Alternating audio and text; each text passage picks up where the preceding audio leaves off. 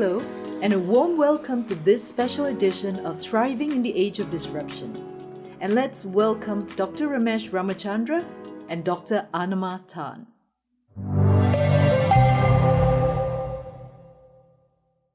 I am so happy to be connecting today with Dr. Anamah Tan.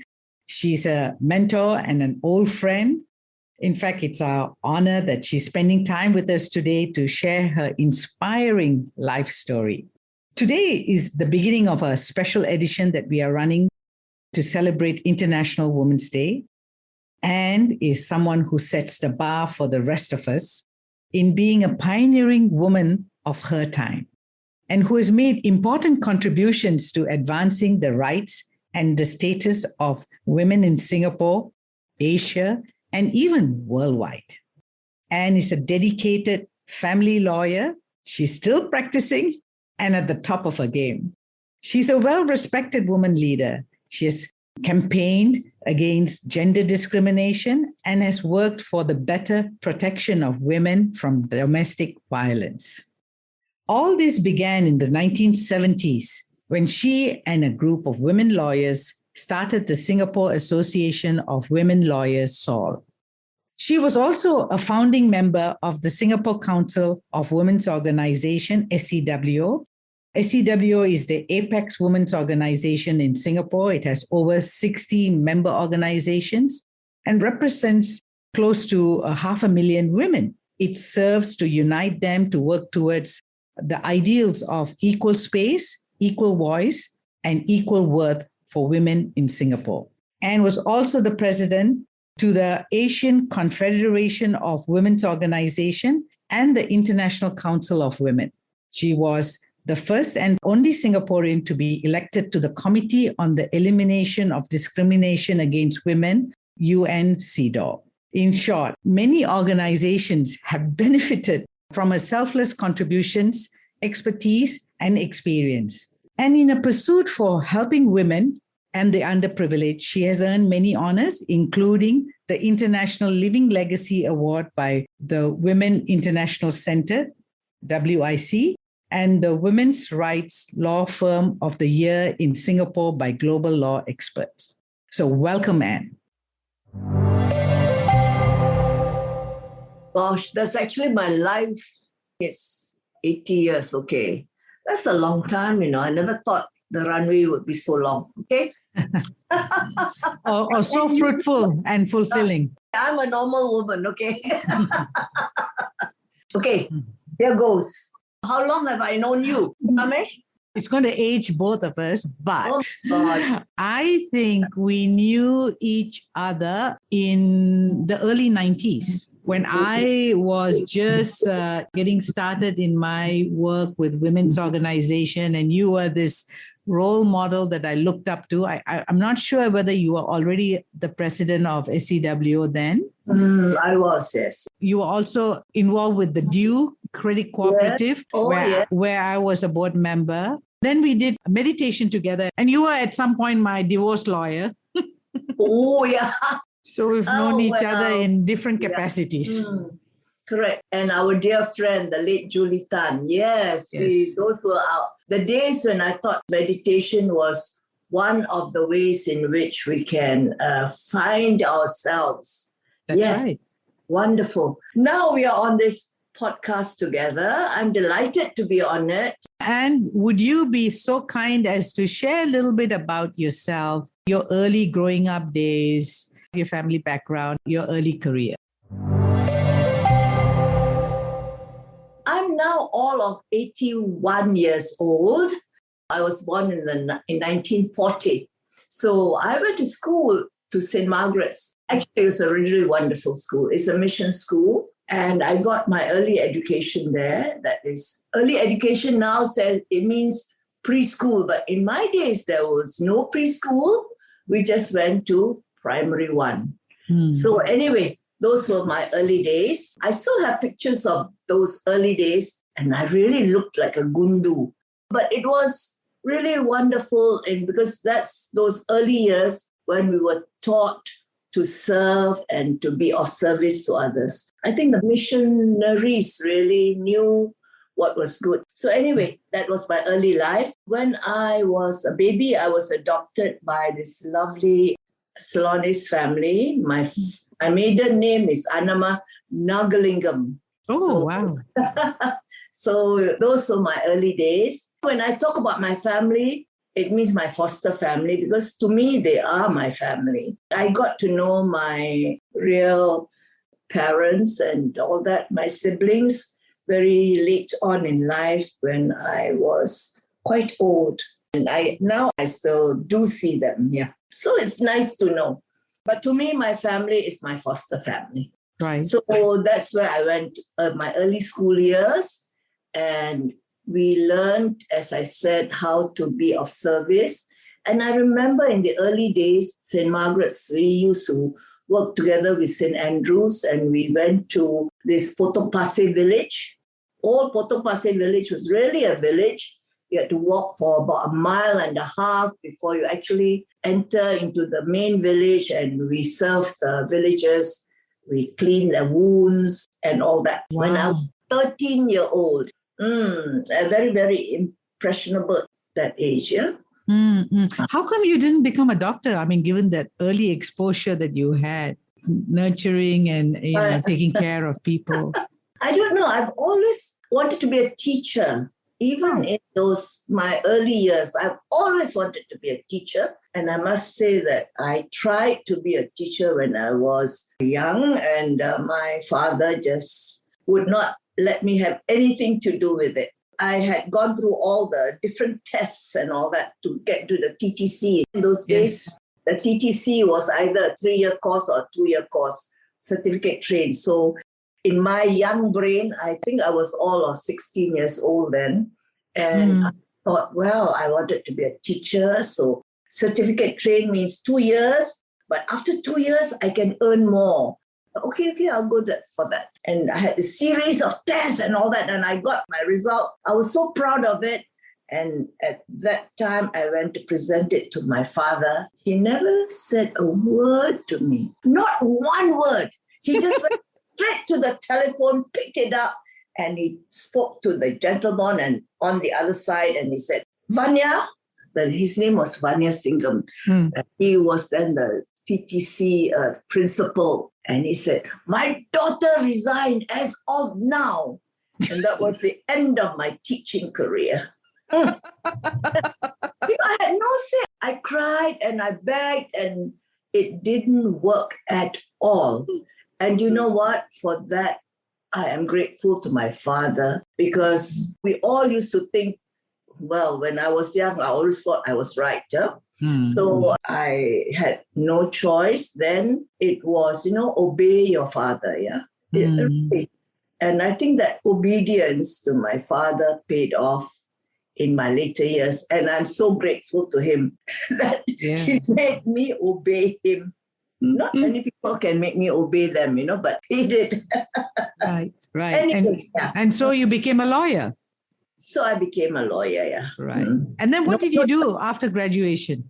After graduation, you should have seen those early days. The market was against it. When I graduated, I was in the 3rd batch of the law school from Singapore. And we were all very new, of course. The economy was against us at that point. You mean it was like a financial crisis where it was difficult to get jobs? Yes, it was difficult to get jobs. And at that point of time, they said the legal profession was saturated. Oh, wow. With just 3 batches. After 3 batches. Because at those early times, most of the lawyers came from England. Even in those early days, we were told that the legal profession was saturated. So there you go. That was one of the early setbacks when I graduated. And that was in 1963, yes. Wow. 1963. And what did you do? Well, when I graduated, my father had just passed away. He was already 80. I was so touched because I never knew he was so proud of. In those early days, fathers never said anything if they're proud of you, anything like that. No way.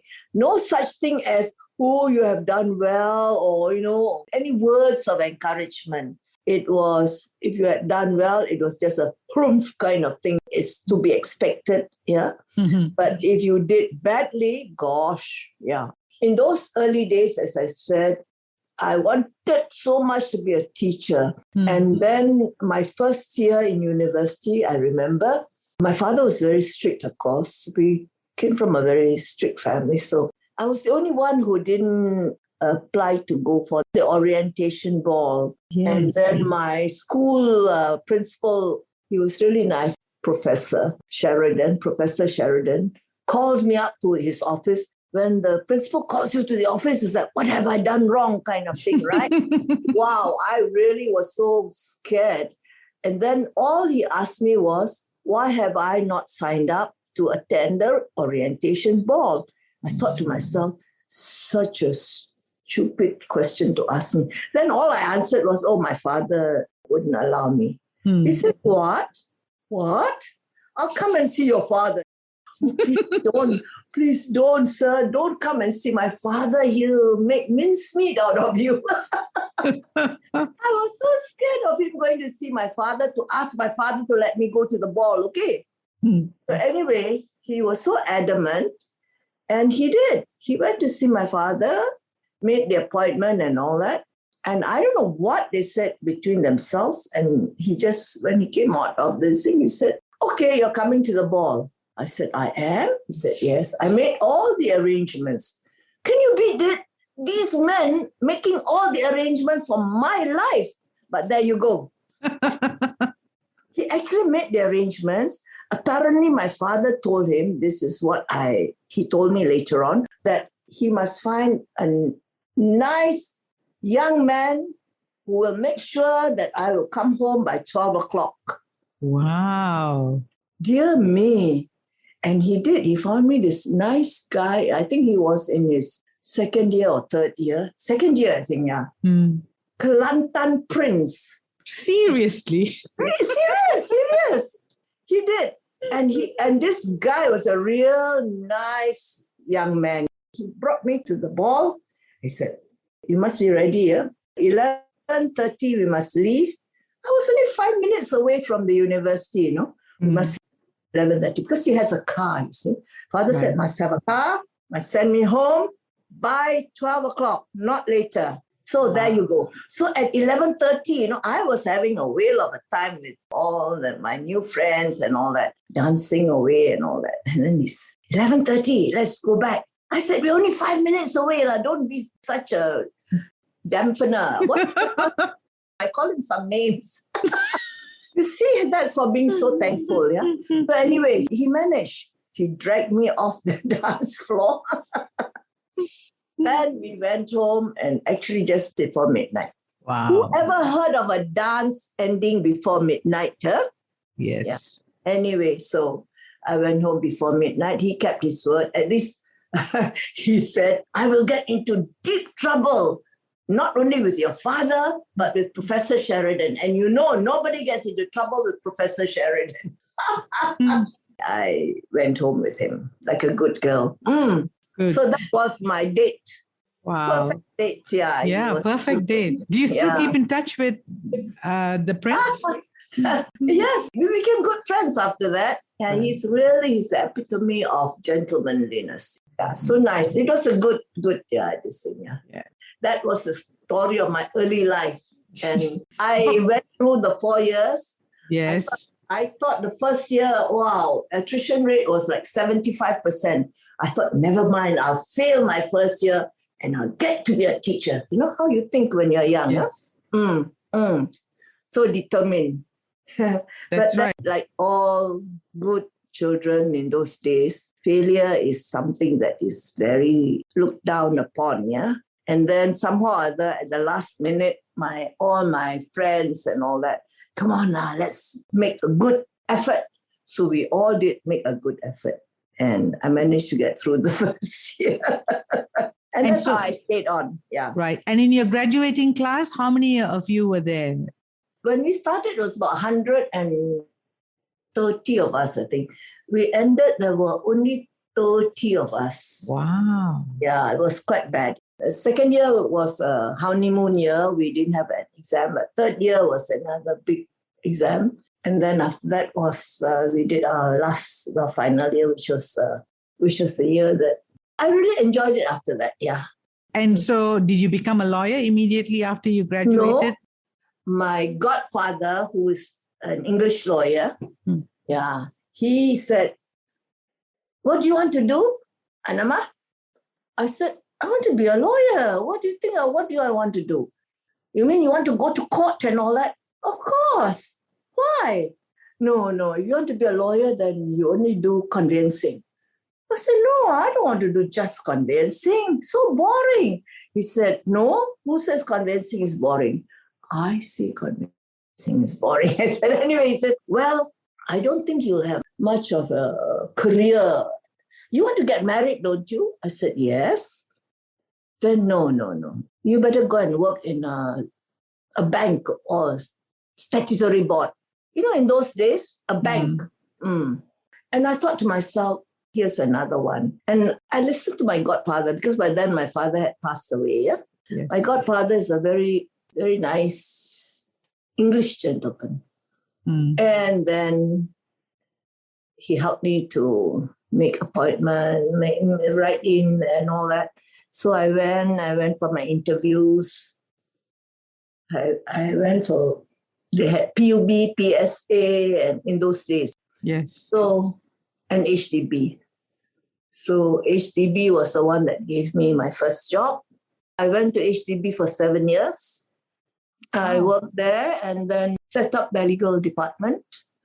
But then at the end of that, there was a glass ceiling, no matter what anybody said in those days.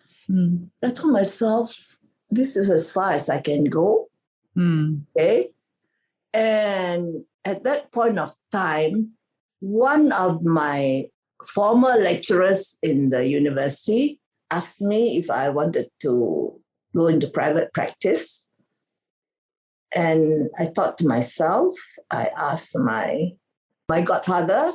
My godfather then said, "Do you really want to go into private practice? Don't you think you have quite a good life?" Yes, I had quite a good life in the sense that, you work 9 to 5. But after that, I wasn't really working 9 to 5. Even in those days, I was quite, I think, enterprising. Yeah, the HDB was just starting. I think the sale of flats and wasn't going well. And I used to go, on my own time, because in those days, if you're an officer of the board, you don't get overtime pay, you don't get all sorts of things. And I used to go after office hours when those people are at home and eating and all that, knock on their doors and tell them it's better to buy this flat because after 15 years, it will become yours. And all you need to pay is another maybe $10 extra per month on your rental, what you're paying for rental, etc., etc., etc. Oh my goodness, we did all that on our own time. Wow. And okay, so those were the early days. Anyway, I then started my sojourn into the practice. I was a junior then because you had to start from the bottom. It seems, you know that you have 7 years, so what? Okay, never mind. So what if you started this and you started that and all? It didn't matter. So I had to start from the bottom. I worked myself up to become partner.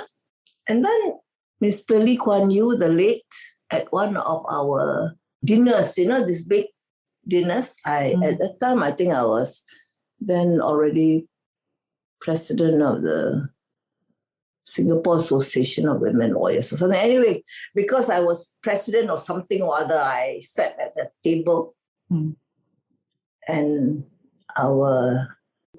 you must understand, I admire, I respect, I would do anything for our Prime Minister then, yeah. So he then announced, all you local lawyers, if you're not careful, you don't pull up your socks, I'm going to bring in all these lawyers, clever lawyers from England, from Australia, from I don't know where else, and then you all will be finished. He said that. And I said, I must take cognizance of that. So I decided, okay, if I cannot beat them, I better join them. So I took 2 years off from my legal practice. I think I was then with Lecoq and all. And I made arrangements that I can go there and do my 2 years and come back and in between and do my other cases. And I was doing this like, not part-time, it's supposed to be full-time, quite a hectic part of my life then. And that was 2 years. I was admitted to the solicitor's course there. So now I'm a solicitor of England and Wales. And that must have been in the 1970s. I still keep my practicing certificate in the UK, even up to now, yeah. Of course. Okay, there you go. So that was my other thing that I had done, yeah. So when you came back after you got yourself registered as a practicing solicitor, did you start your own firm? When I came back, what do I want to do? So that's the next thing, yeah. It was a question of whether I want to practice in UK, because I can practice in UK then, yeah? So, Yes. so it's there or practice here. So then after thinking all sorts of things, by then I had remarried, yeah? Oh yeah, my first marriage and broke down. Can you imagine? So it didn't last very long. By then, by the 80s, yeah, late 80s, I started my own firm in 1986. And that time, my dear husband was very kind. He saw me working quite hard earlier on. And he said, why don't you start on your own? So I decided, okay, since he has so much of confidence in me, I still remember telling him, give me 3 years. So 80,000 I borrowed from him. And that went mostly to pay for 3 months of the rental. You had to pay 2 months deposit and 1 month rent and all that sort of thing. And then do the office and all that. Just went to all those expenses. And I only had one staff and myself. I did everything, even sweeping the floor, putting the water and all that. Yeah, never mind. It was all right. Quite happy doing it. So I did everything. And yes, those were hard days, but it was also very satisfying because all the clients I left before going for the 2 years to UK all came back to me. So you see, when you do good work for your clients, they actually will return you the favor in that way. Yes. Yeah, I was so pleased with that because within a year, I managed to return him his whatever I owed him. Wow. Plus, I told him, I said, okay, those days, POSB, I think, was paying 2.5% interest, 2.5% interest, I think. Yeah. So I paid him 2.5% interest. The banks were charging much more, of course, but then I told him, you said interest-free loan, so actually I'm paying you back 2.5% interest. Okay, let me tell you this. I must say, Paul was very proud of me. He said, you don't have to pay me back, I said, no, owing is owing, so I will pay you back with interest. So that was I paid back with flourish. Okay. I was actually quite happy doing it because it made me feel that I was independent. Okay. Being independent is one thing, but being grateful is another. And I was really grateful to him. Yeah. Yes. You can always turn a setback, I think, or adversity to an advantage in the way that when our Prime Minister threw that challenge to us, I actually could see the writing on the wall. Oh, that's where we are going.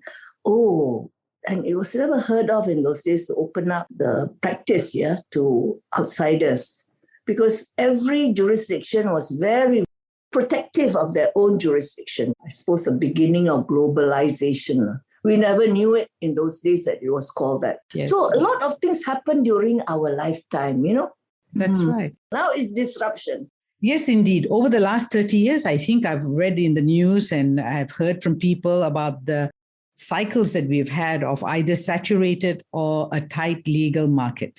They always found another way of looking at it. Actually, the legal discipline is a very good foundation. I've known of people who have gone into a successful awfully chocolate industries, manufacturing and all that. And even choreographing. I remember one of my classmates is a ballet dancer, Simon. Yeah, he's a ballet dancer. And he became a choreographer because his parents wanted him to be a lawyer. So, They wanted to fulfill their ambition. Well, I want to make a quick segue into another big piece of your life, which is volunteer work.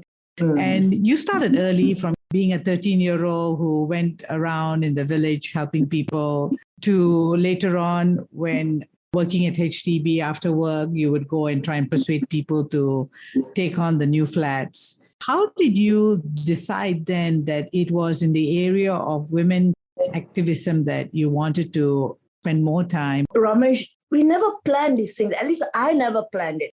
It's just that I happened to be at the right time and there was a need. Obviously, there was a need at that point of time because women were just going out to work in those days. Factories were opening in Singapore. Jurong was then opening up, and we had a lot of young women from Malaysia coming down to Singapore to work, things like that.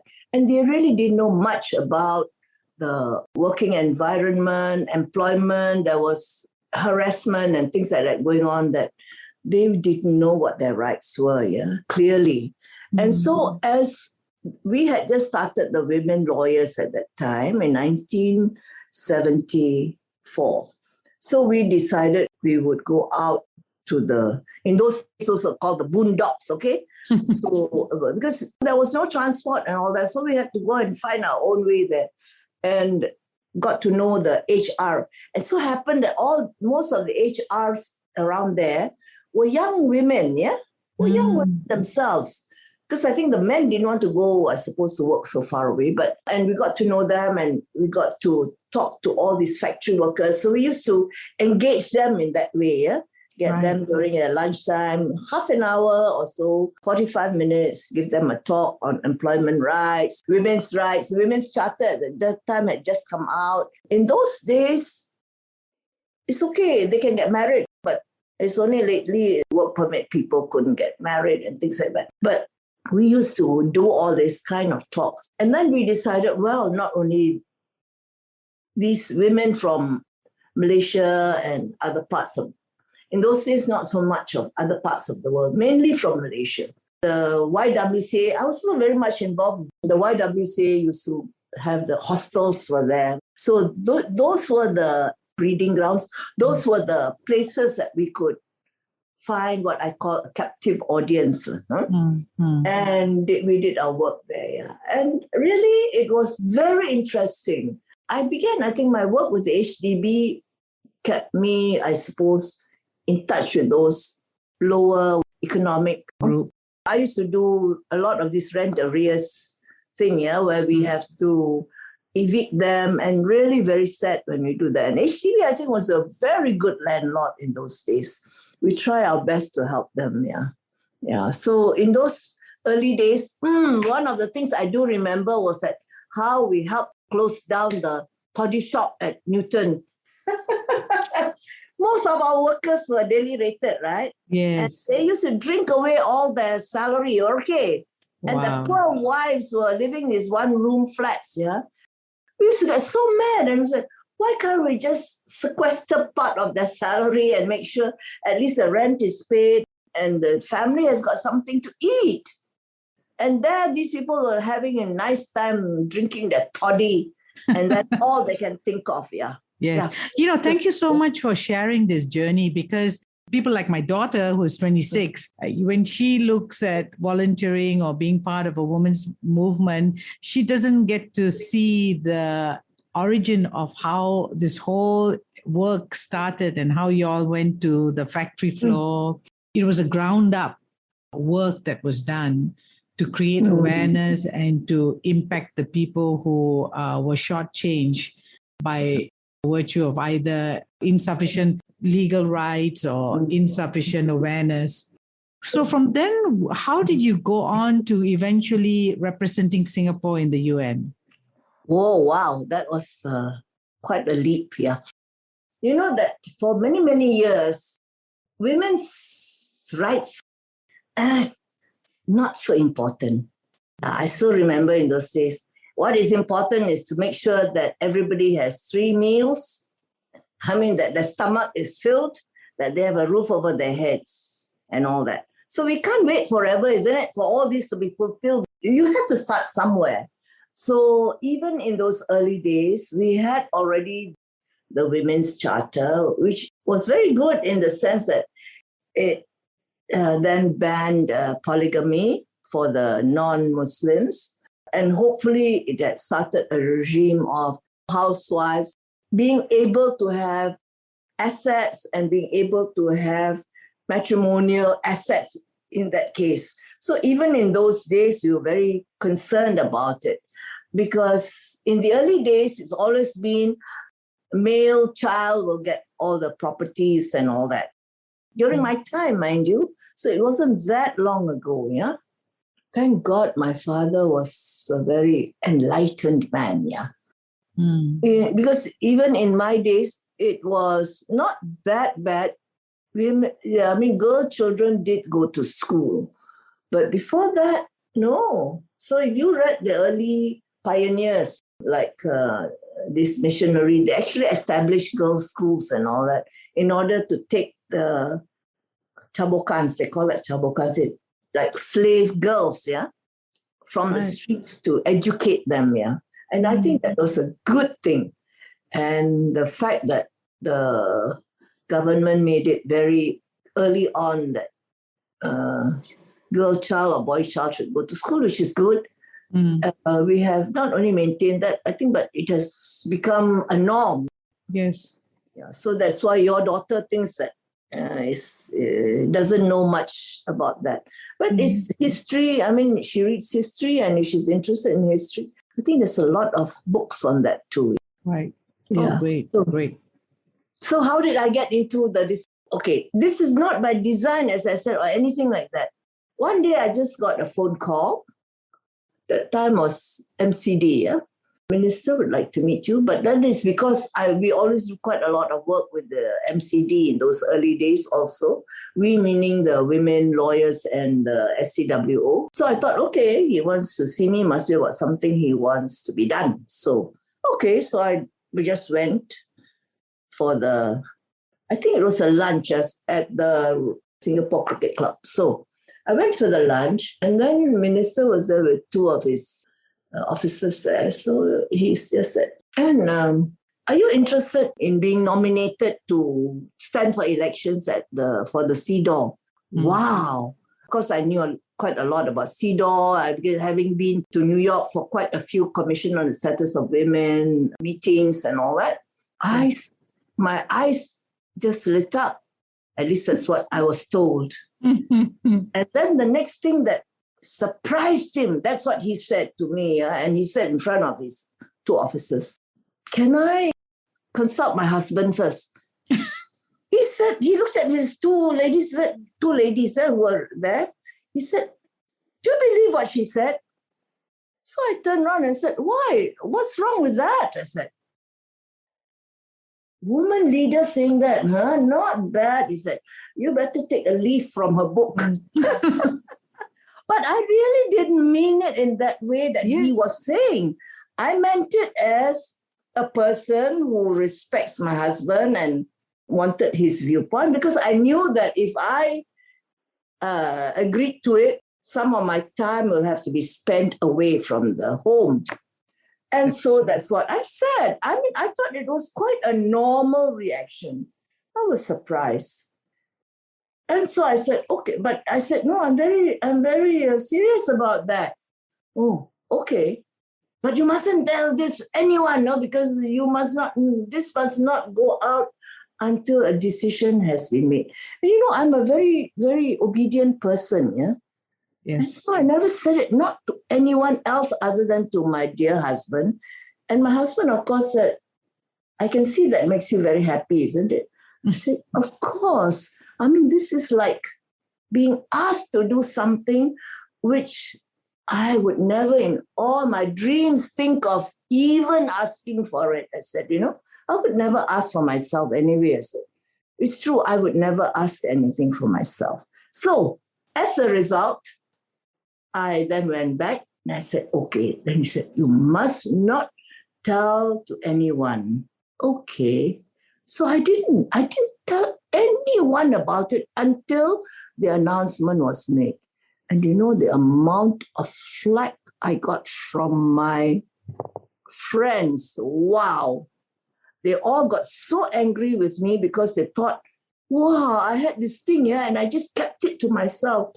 Not true, It was just being truth. I mean, I thought I gave my word, therefore I must keep it. And Correct. This is one of the things that I really, really think is very important, that we must have credibility and integrity. If we are to our words, if somebody says, don't tell this to anybody, I would never breathe a word of it to anyone, Anyway, apart from that, there's also part of my training. That's right. Yeah, Yeah. so there you go. Yeah. Anyway, so that was how it turned out. And after that meeting, I never said anything to anybody until the minister made the announcement. Then, of course, everybody then said, oh, you knew about this and you never told us, huh? How can you do that to us? We are your friends, your good friends. And I had to explain why. And I think some of them never forgave me for that. I just hope they will, and they do understand after time, perhaps. And it's never that I have kept anything away, on my own. I mean, this is a happy thing if it happens. Yes. If it happens. Because even at that point of time, the reason why that was said was because, number one, it has never been done. Singapore never thinks of women's rights is to be of any, shall we say, importance? That's right. I said that very softly because to me, it is important, and I think there's nothing wrong with saying it loudly. Yeah. Yes. It's very important because then it also gives out the message to our men that, look, it is to your advantage that the women are, in fact, it is to their advantage.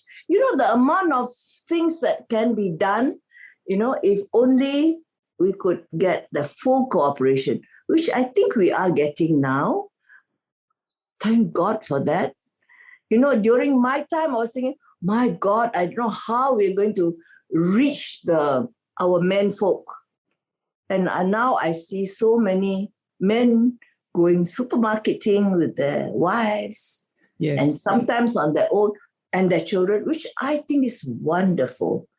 And now I also see men changing nappies. Wow, I was so happy. And thanks to the Center for Fathering, I think they did quite a good job. Yeah. That's I right. hope they will succeed and succeed well. Yeah. Thank you, Anne. We've enjoyed taking a journey down memory lane on Singapore's development of fair employment and rights for women over the years.